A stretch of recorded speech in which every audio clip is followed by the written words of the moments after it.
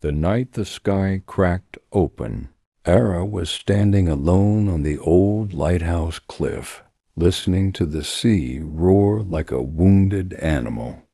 She always came here when she wanted to escape the noise of her village, the voices telling her what she should be, who she should love, and how she should live. But that night the silence broke with a blinding flash. A streak of silver fire tore across the sky and crashed into the forest behind. Her too fast, too smooth, too controlled to be a normal meteor. Her heart pounded. For reasons she couldn't explain, she walked toward the smoke instead of running away. Inside the glowing crater stood a figure tall, perfectly shaped, but trembling like a wounded animal. His skin shimmered faintly, as if stars were trapped beneath it.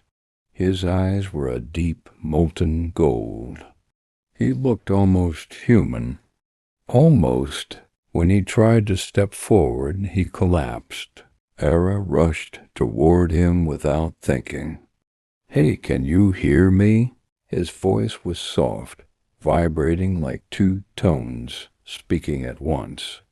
"Don't touch me. It's not safe." But she didn't stop. When her hand touched his entire body glowed brighter for a second. He stared at her, confused. "You shouldn't be able to do that." She took a shaky breath.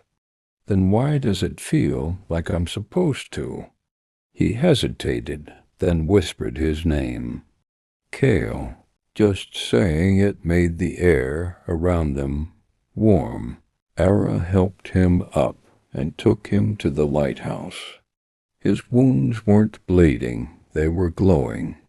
His skin healed like liquid metal, closing over cracks.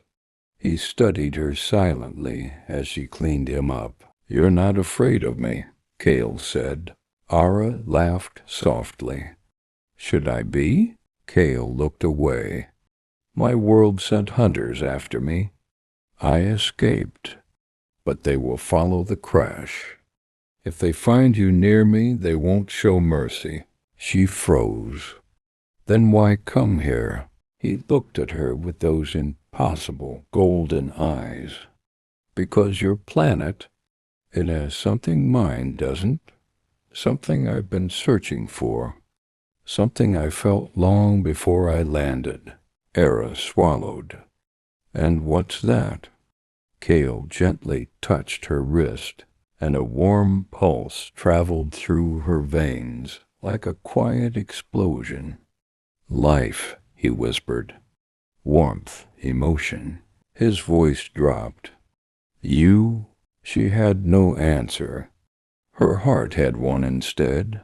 The nights that followed were filled with whispered conversations, quiet laughter, and stolen moments on the lighthouse balcony. Every day Kael grew stronger, more human in the way he spoke and moved, but he never stopped looking at her, like she was a miracle. She taught him how to laugh. He taught her how to listen to the stars. Their worlds were different, but their loneliness was the same, and that loneliness pulled them together. But the peace didn't last. One evening the sky tore open again, this time with red lightning. Kael's face turned cold. "They found me." Uri grabbed his hand. "Then we run." He shook his head. "You don't understand. They are not here to bring me home. They are here to erase everything I touched, including you." Her voice broke. "Why? What did you do?" Kael stepped closer and pressed his forehead to hers. "I loved you." The forest lit up with red beams, alien hunters closing in.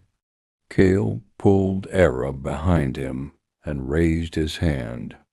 A shimmering shield formed, but it flickered. He wasn't fully healed. The hunters fired again, cracking the shield. Aira didn't hesitate. She ran forward, grabbed Kael's hand with both of hers, and whispered, "Take whatever you need." The moment their hands locked, Kael's entire body lit like a star going supernova. The shield exploded outward, and a wave of light that knocked the hunters into the sky and back through their portal. The tier closed behind them. Aira fell to her knees, breathless. Kael caught her before she hit the ground.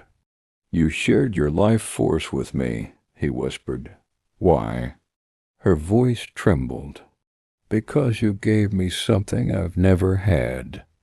Someone who sees me."